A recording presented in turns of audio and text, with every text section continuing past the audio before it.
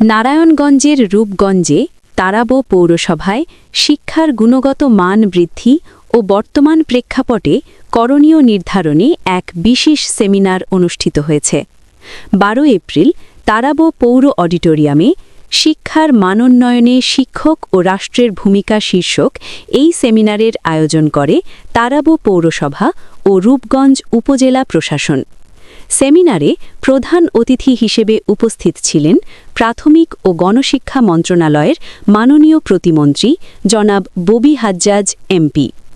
বিশেষ অতিথি হিসেবে উপস্থিত ছিলেন নারায়ণগঞ্জ 1 রূপগঞ্জ আসনের সংসদ সদস্য জনাব মুস্তাফিজুর রহমান ভূঁইয়া দীপু।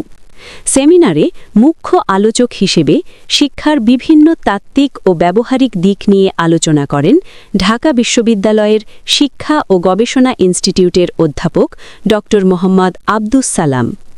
নারায়ণগঞ্জের জেলা প্রশাসক জনাব মোহাম্মদ রায়হান কবিরের সভাপতিত্বে অনুষ্ঠানে স্বাগত বক্তব্য রাখেন রূপগঞ্জ উপজেলা নির্বাহী অফিসার ও তারাবো পৌরসভার প্রশাসক জনাব মোহাম্মদ সাইফুল ইসলাম। সেমিনারে স্থানীয় বিভিন্ন শিক্ষা প্রতিষ্ঠানের প্রধানগণ, শিক্ষাবিদ ও সুধীজন অংশগ্রহণ করেন।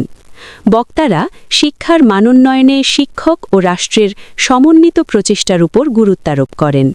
নিত্য সংবাদ প্রতিবেদক, রূপগঞ্জ, নারায়ণগঞ্জ। যে আমরা যখন একটা শিক্ষার্থীকে ক্লাসরুমে নিয়ে এসে বসাবো, তাকে এসএসসি মানে 10 বছর, এইচএসসি মানে 12 বছর, আন্ডার গ্রাজুয়েট 16 বছর, যে তাকে আমি বিদ্যা তাকে দিব, তাকে এখানে লাইসেন্স দেব, এটার মাধ্যমে সে কি পাবে এটা পরিষ্কার হতে হবে। 10 বছর শিক্ষা নিলে তার এই ক্যারিয়ার পাথটা পরিষ্কার থাকতে হবে।